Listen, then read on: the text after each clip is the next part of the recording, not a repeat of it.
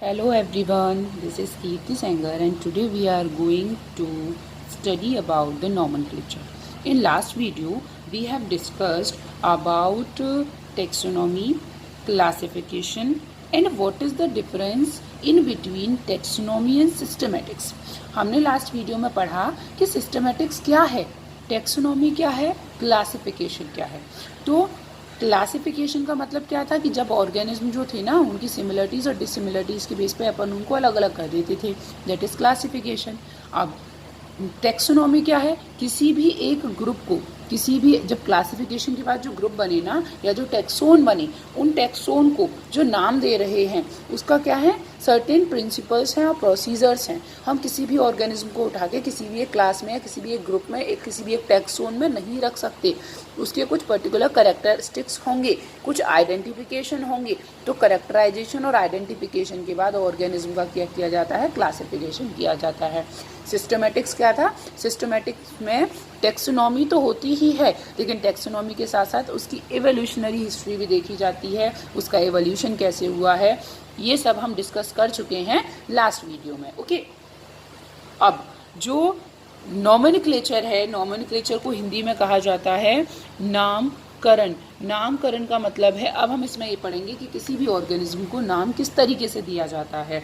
अगर हमें कोई भी एक नया ऑर्गेनिज्म मिला है तो उस ऑर्गेनिज्म को किस तरीके से नाम दिया जाएगा या किसी भी ऑर्गेनिज्म के किस तरीके से नाम दिए जा सकते हैं. सो हमने ये पढ़ा कि जो नॉमेनक्लेचर जो होता है उसमें जो नॉमेनक्लेचर का मतलब होता है to provide name to a particular species. Okay, यहाँ पर किसी एक सिंगल ऑर्गेनिज्म को नाम दे रहे हैं, दैट इज नॉमेनक्लेचर. लेकिन एक टैक्सोन को नाम दे रहे हैं, एक ग्रुप को नाम दे रहे हैं, that is called as taxonomy. Nomenclature जो है उसके भी कुछ प्रिंसिपल्स हैं, कुछ रूल्स हैं, कुछ रेगुलेशंस हैं, ठीक. लेकिन टैक्सोन को जो नाम देने के रूल्स हैं, रेगुलेशंस हैं, that are called as taxonomy. किसी ग्रुप को नाम देना टैक्सोनॉमी है और किसी एक पर्सन को नाम देना क्या है, नॉमेनक्लेचर है. ओके, सो जो अपना नॉमेनक्लेचर होता है या जो नामकरण होता है, इसमें दो तरीके के नाम दिए जाते हैं. First one is called as a common name and common name are also called as vernacular names. vernacular names and the second one are the scientific names. Okay, so एक एक करके डिस्कस करते हैं कि इनमें क्या डिफरेंस है. ये जो टॉपिक है नॉमेनक्लेचर, ये इजीएस्ट टॉपिक है 11th क्लास का. अगर मैं बात करूँ तो सबसे इजी टॉपिक जो है वो नॉमेनक्लेचर है. Okay, so common and vernacular names क्या होते हैं. कॉमन नेम्स क्या हैं, कॉमन नेम्स का मतलब है ऐसे नाम जो हम किसी व्यक्ति को, किसी प्लांट को, किसी एनिमल को अपने अकॉर्डिंग दे देते हैं, किसी भी एक प्रॉपर रीजन में या एरिया में दे दिए जाते हैं. ठीक है, तो उन्हें हम क्या कहते हैं, कॉमन नेम्स कहते हैं. ठीक है, जैसे हम इंडिया में रह रहे हैं तो अपनी लैंग्वेज के अकॉर्डिंग हम उसे कोई भी अपना एक नाम दे देंगे. जैसे घर में कोई बच्चा हुआ और वो बच्चा सबसे छोटा है तो नॉर्मली उसका नाम क्या होता है, छोटू ही होता है ना. तो वो जो नाम है वो क्या है, कॉमन नेम है. अब आप देखोगे बहुत सारे छोटू मिल जाएंगे आपको. तो जो कॉमन नेम्स होते हैं ना वो कुछ स्पेशल नेम्स नहीं होते, एक नॉर्मल नेम्स होते हैं जो लोकल पर्सन जो है वो दे देते हैं. लेकिन क्या है, उनकी कुछ हमें कोई कैरेक्टर दिखा, उस कैरेक्टर के बेस पे हमने उनको नाम दे दिया. जैसे कि कोई एक बच्चा है जो सबसे छोटा है उसको हमने छोटू बोल दिया, एक बच्चा है जो मोटा है उसको मोटू बोल दिया. ठीक है, जैसे कोई भी एक प्लांट है उसमें से वाइट कलर का लेटेक्स जैसा सब्सटेंस निकल रहा है तो उसे दूधक बोल दिया. तो ये हमने क्या है, उनकी कुछ पर्टिकुलर कैरेक्टरिस्टिक्स दिखे, on the basis of those characteristics हमने उनको क्या किया, कोई भी एक पर्टिकुलर नाम दे दिया. लेकिन ये जो कॉमन नेम्स होते हैं इनकी क्या होती हैं, लिमिटेशंस हैं. लिमिटेशन से हम कह सकते हैं कि डीमेरिट्स हैं. ठीक है, क्या डीमेरिट्स हैं, अगर मैं रीजन टू रीजन जाती हूँ, मतलब एक रीजन से दूसरे रीजन में जाती हूँ तो मुझे एक ही ऑर्गेनिज्म का नाम क्या मिलेगा, अलग अलग मिलेगा. जैसे कि एक कॉमन एग्जांपल लेते हैं, बर्ड को सब जानते हैं, बर्ड को चिड़िया बोला जाता है. ये जो टर्म है बर्ड, ये जो है, अब बर्ड को गौरैया बोला जाता है. क्या बोला जाता है, गौरैया बोला जाता है. गौरैया बोला जाता है कहाँ पर बोला जाता है, India and Pakistan. India and Pakistan के केस में इनको क्या बोला जाता है, गौरैया बोला जाता है. लेकिन अब मैं कहाँ पर गई, मैं गई जापान में.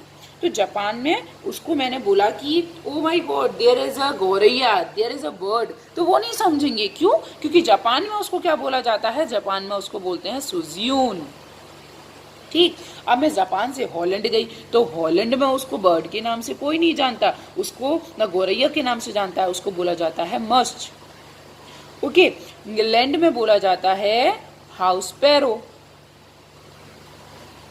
House sparrow. स्पेन में बोला जाता है पार्डल। ओके, तो हमने क्या देखा, एक ही जो ऑर्गेनिज्म है, एक उसी का नाम अलग अलग रीजन में क्या है, रीजन टू रीजन क्या करता है, वेरी करता है। अब एक और चीज़ है, कभी कभी हम क्या काम करते हैं कि एक ही नाम दो या दो से ज़्यादा एनिमल्स को दे दिया जाता है। जैसे कि अब कैसे कि एक हम नॉर्मल टर्म यूज़ करते हैं केंचुआ। ठीक है, ये जो केंचुआ वर्ड है ये अर्थवॉर्म के लिए भी बोला जाता है और एस्केरिस के लिए भी बोला जाता है। केंचुआ नाम किसके लिए बोला जाता है? अर्थवॉर्म के लिए भी और एस्केरिस के लिए भी। तो अगर मैंने बोला oh my god there is a kenchua, मुझे वहाँ पे केंचुआ दिख रहा है, तो अब मुझे क्या पता कि आप अर्थवॉर्म की बात कर रहे हो कि एस्केरिस की बात कर रहे हो। तो जो कॉमन नेम्स हैं वो लोकल पर्सन जो है उनके थ्रू दिया जाता है, रीजन टू रीजन वेरी करता है। उसके साथ साथ कभी कभी क्या देखने को अब हम ये बोल सकते हैं कि जो कॉमन नेम्स हैं या वर्निकुलर नेम्स हैं वो क्या हैं, बायोलॉजिस्ट उन्हें एक्सेप्ट नहीं कर सकते। बहुत सारे रीजंस हैं। पहला रीज़न तो यही है कि रीज़न टू रीज़न वेरी करता है, लैंग्वेज टू लैंग्वेज वेरी करते हैं। उसके साथ साथ क्या है, एक ही ऑर्गेनिज्म जो है उसको बहुत सारे लोग अलग अलग नाम से बुला सकते हैं। ठीक है, क्यों?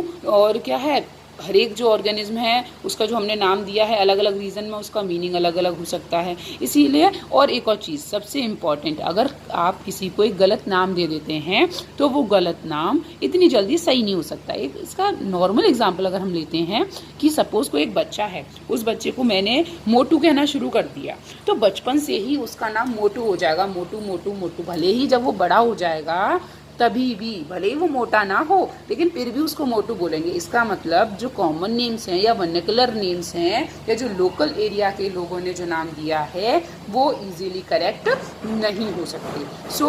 हमें किस चीज़ की ज़रूरत महसूस हुई कि there should be the scientific names for the organism, कि ऑर्गेनिज्म के लिए एक पर्टिकुलर साइंटिफिक नेम्स होनी चाहिए। अब हम पढ़ेंगे साइंटिफिक नेम्स के बारे में। तो जो साइंटिफिक नेम्स के बारे में जो का, अब ऐसा नहीं है, अब हम जो पढ़ते हैं ना दैट इज़ बायनोमियल नॉमेनक्लेचर, मतलब जो ऑर्गेनिज्म है उन्हें दो नाम दिए जाते हैं, लेकिन हमेशा से वो बायनोमियल नॉमेनक्लेचर नहीं था। साइंटिफिक नेम्स जो थे उनको दो तरीके के थे। पहले जो होता था that is a polynomial nomenclature, वो कैसा होता था, पॉलिनोमियल नॉमेनक्लेचर होता था। ठीक, फिर उसके बाद होने लगा ट्राइनोमियल नॉमेनक्लेचर, ट्राइनोमियल होने लगा। अब उसके बाद जो रिसेंट में जो होता है that is binomial nomenclature. Okay, हम देखते हैं पहले पॉलिनोमियल नॉमेनक्लेचर के बारे में। ओके, जो अपना पॉलिनोमियल नॉमेनक्लेचर है, दिस पॉलिनोमियल नॉमेनक्लेचर, इसमें क्या था ना कि एक जो ऑर्गेनिज्म है ना उसको अपन ने नाम तो दिया, लेकिन जो हमें करेक्टरिस्टिक्स जो उसके दिखे उन्हीं करेक्टरिस्टिक्स के बेस पे दिया। जैसे कि जो ईयर 1750s के बाद ये नाम देना शुरू किया गया, और जैसे कि इसमें एक एग्जांपल लेती हूँ मैं नॉर्मल, दैट इज कैरियोफाइलम। कैरियोफाइलम, ये जो कैरियोफाइलम प्लांट है ना इसका नाम दिया गया, क्या नाम दिया गया, इसका नाम था कैरियोफाइलम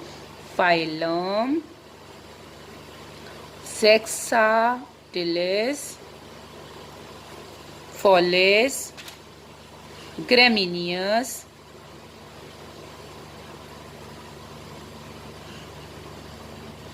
अम्बिलेटस कोरिम्बस। अब आप देख रहे हो ये नाम है, ये अपने आप में सेंटेंस है। आप देख रहे हो कैरियोफाइलम का साइंटिफिक नेम है ये क्या है, कैरियोफाइलम सेक्साटिलिस फॉलेस ग्रेमिनियस अम्बिलेटस कोरिम्बस, ये नाम है, अपने आप में एक सेंटेंस है। क्या इसको याद किया जा सकता है? नो। सबसे मेन प्रॉब्लम क्या थी कि इनको याद करने में प्रॉब्लम थी। अब आप इतना लंबा नाम देख रहे हो, पता है इसका मतलब क्या है? इसका मतलब है कैरियोफाइलम ऐसा प्लांट जो कि रॉक्स पर ग्रो करता है, जिसकी स्ट्रक्चर ग्रास जैसी है और जिसके जो फ्लावर है ना उनके अंदर अम्बुलेट कॉरिम अरेंजमेंट प्रेजेंट है। कॉरिम caryophyllum growing on a rocks having grass like leaves and umbellate corim arrangement of flowers. It cannot be easily remembered. So अब क्या होगा, क्या इसको यूज किया जाएगा? नो अब इनको हटा दिया गया या इनको आगे यूज नहीं किया गया। फिर उसके बाद कौन सा सिस्टम आया? That one is trinomial. कौन सा सिस्टम आया? Trinomial nomenclature. नाम से ही पता चल रहा है इसमें जो एक नाम था ना, उस एक नाम में कितने यूज किए जाते थे? 3 वर्ड यूज किए जाते थे। ओके इनमें क्या था कि ये जो वर्ड थे इनमें पहला जो था, जैसे I am saying that 3 words are there. For example homo sapiens sapiens, homo sapiens sapiens. ये जो होमो सेपियंस सेपियंस आप देख रहे हो इसमें 3 वर्ड्स हैं। तो फर्स्ट जो था वो उसके जीनस को रिप्रेजेंट करता था, सेकंड जो था वो उसकी स्पीशीज को रिप्रेजेंट करता है, और नेक्स्ट वाला जो है वो इसकी सब स्पीशीज के लिए है। ठीक, तो homo sapiens sapiens that is a trinomial nomenclature. Okay अब इसके बाद जैसे और भी एग्जांपल्स हैं। एक तो एग्जांपल यही हो गया ह्यूमन का, एक है हमारा गोरिल्ला, गोरिल्ला देन गोरिल्ला, तो ये गोरिल्ला का साइंटिफिक नेम है। ठीक, उसके बाद एक और है अकेसिया निलोटिका इंडिका। ठीक, तो ये क्या है? बबूल का साइंटिफिक नेम था। ठीक, तो मीन्स पहले पॉलिनोमियल नोमेनक्लेचर होता था जिसमें क्या होता था कि सेट ऑफ वर्ड्स, बहुत सारे वर्ड्स को सेट किया जाता था, उसकी अपीयरेंस कैरेक्टरिस्टिक्स उसके बेस पर, फिर ट्राइनोमियल होने लगा। नाउ जो होता है दैट इज बाइनोमियल नोमेनक्लेचर सबसे ज़्यादा एक्सेप्टेड है, और इस बाइनोमियल नोमेनक्लेचर जो है इसके लिए रूल्स रेगुलेशंस हैं that are given by international code of binomial nomenclature. Okay binomial nomenclature means किसी भी एक ऑर्गेनिज्म को नाम दे रहे हैं, लेकिन जो नाम है ना, जो साइंटिफिक नेम है उसमें 2 वर्ड्स हैं। ओके तो जो बाइनोमियल नोमेनक्लेचर है इसके लिए जो एक ब्रांच काम करती है that is ICBN। ICBN is international code of binomial nomenclature, international code of binomial nomenclature. अब प्लांट के लिए बाइनोमियल नोमेनक्लेचर के लिए अलग अलग ब्रांचेस काम करती हैं। एक है ICBN और सेकंड है ICZN, international code of botanical nomenclature. Means किसके लिए काम करेगा? प्लांट के लिए काम करेगा। और international code of zoological nomenclature, ये किसके लिए काम करेगा? ये एनिमल्स के लिए काम करेगा। This is for plants and this one is for animals. ठीक, सबसे इजी है इसके ICBN के जो रूल्स हैं वो क्या हैं? इन्होंने बोला एक जो ऑर्गेनिज्म है ना उसके 2 नाम होंगे। जैसे मैं एक एग्जांपल ले रही हूँ, पेरीप्लेनेटा अमेरिकाना। ये जो पेरीप्लेनेटा अमेरिकाना है ना, this is a scientific name. मैं अभी आपको 5 मिनट से बताऊंगी कि क्या है, लेकिन पहले आप सोचिए कि ये किस चीज़ का नाम है। ठीक है, तो ये जो पेरीप्लेनेटा अमेरिकाना है ये जो है वैसे कॉकरोच का साइंटिफिक नेम है। और अब इन्होंने क्या बोला कि हर एक जो ऑर्गेनिज्म है ना उनमें 2 नाम होंगे बाइनोमियल नोमेनक्लेचर के अकॉर्डिंग। फर्स्ट जो होगा वो क्या होगा? वो इसके जीनस को रिप्रेजेंट करेगा। ये किसको रिप्रेजेंट करेगा? जीनस को रिप्रेजेंट करेगा। आगे वाला जो होगा वो किसको रिप्रेजेंट करेगा? स्पीशीज को रिप्रेजेंट करेगा। ठीक, जीनस का जो फर्स्ट वाला जो लेटर है ना वो कैसा बनाया जाएगा? कैपिटल बनाया जाएगा। और जो स्पीशीज का जो है ना उसको कैसे बनाया जाएगा? स्मॉल बनाया जाएगा। ओके, जब इनको ये जो लैंग्वेज यूज की जाएगी इनके लिए वो होगी Latin language. Why generally Latin language is used? क्योंकि लैटिन लैंग्वेज को डेड लैंग्वेज भी माना जाता है जिसमें इजीली हम चेंज नहीं कर सकते। तो ये जो ऑर्गेनिज्म है इनके जो नाम दिए जाते हैं वो किस में दिए जाते हैं? ये लैटिन लैंग्वेज में दिए जाते हैं। और अगर लैटिन वर्जन अवेलेबल नहीं होता है तो उनको लैटिनाइज कर दिया जाता है। 2 नाम होते हैं, फर्स्ट जो होता है उसके जीनस को, दूसरा जो होता है उसकी स्पीशीज को रिप्रेजेंट करता है। अब इन्होंने क्या बोला? ये जीनस को जो रिप्रेजेंट करता है ना, अब इसको मैं वर्ड की बात करूं तो इस फर्स्ट वाले को मैं क्या बोलूंगी? जो इसकी जीनस को रिप्रेजेंट कर रहा है that is called as genus epithet. Okay, और जो स्पीशीज को कर रहा है दैट इज स्पीशीज एपिथेट।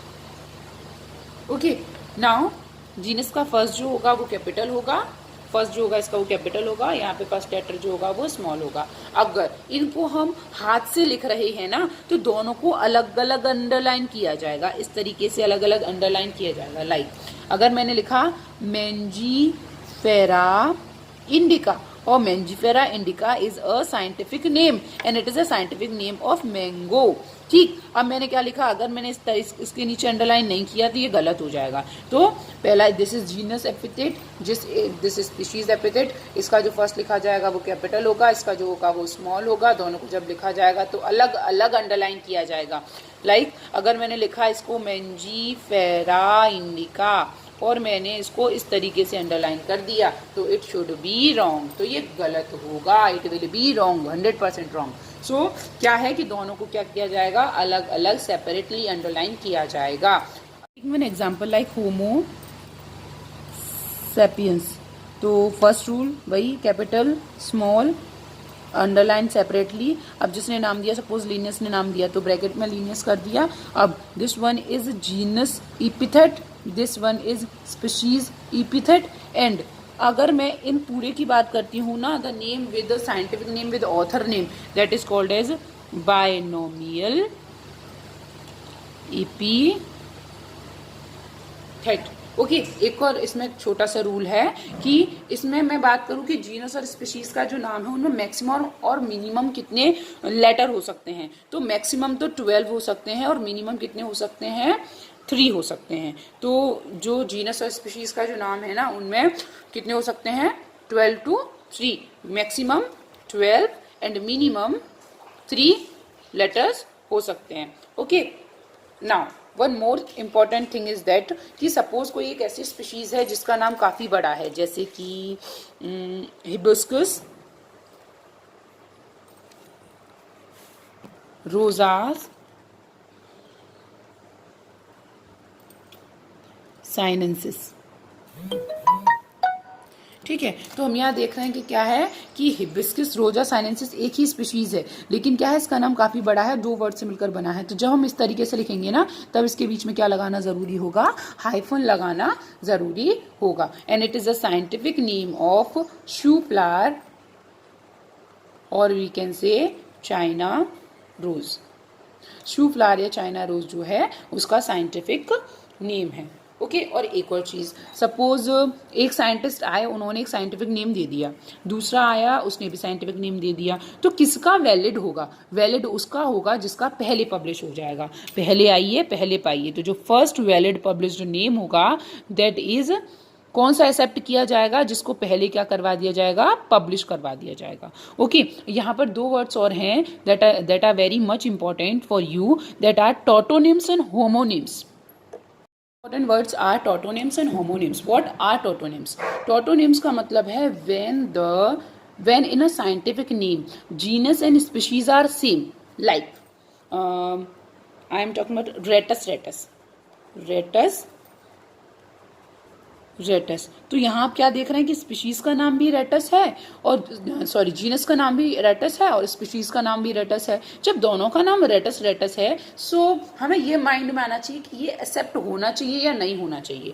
तो when the species and genus name both are same, okay, तो क्या होता है, that is called as tautonym, उनको टॉटोनिम्स बोला जाता है। अगर मैं बात करती हूँ ICBN में तो it is not accepted. ICBN means botanical nomenclature की मैं बात कर रही हूँ। So in the case of botanical nomenclature it is not accepted, but in the case of ICZN it is accepted. It is accepted. I know it is a scientific name of rat, so it is correct because in ICZN means International Code of Zoological Nomenclature, it is accepted. Okay, लेकिन क्या है ICBN means Botanical Nomenclature में क्या किया जाता है, इसको accept नहीं किया जाता। ओके, सो दिस इज अच्छा, एक और एग्जाम्पल है, जैसे इसका मैं एग्जाम्पल की बात करूं तो Malus is a scientific name of apple. किसका नाम है, एप्पल का नाम है। तो is this be accepted, no, नहीं एक्सेप्ट किया जाएगा। Okay, so next one is homonym. Homonym का मतलब होता है जब एक हम homonyms. Homonyms as a name indicate. Homo means same, nyms means name means जब दो ऑर्गेनिज्म का एक ही नाम दिया जाए. जैसे कि एक एग्जाम्पल है प्रेनस दुलसी. ओके, क्या नाम है? Prunus dulcis. This Prunus dulcis name is given to almond and plum, दोनों को दिया जाता है. ठीक है, तो is it correct? I am not talking about is it correct और not, but this one is called as homonym. So homonym का मतलब क्या है? Homo means same and nym means name. When a same name is given to the two or more organism, so that is homonym. and tautonyms are, tautonyms का मतलब होता है जब एक ही जो वर्ड है या एक मतलब जो जीनस का नेम है और जो स्पीशीज का नेम है both are same, so that is a tautonyms. so this is all about the nomenclature, polynomial nomenclature, binomial nomenclature, trinomial nomenclature and tautonyms and homonyms. ये वीडियो अगर आपको पसंद आया हो तो प्लीज़ लाइक करें, शेयर करें, सब्सक्राइब करना ना भूलें. और हाँ, अगर आपका इस वीडियो से रिलेटेड कोई भी डाउट हो, कन्फ्यूज़न हो या अगर आप कोई अपना सजेशन देना चाहें तो प्लीज़ कमेंट बॉक्स में कमेंट ज़रूर करें. Thank you.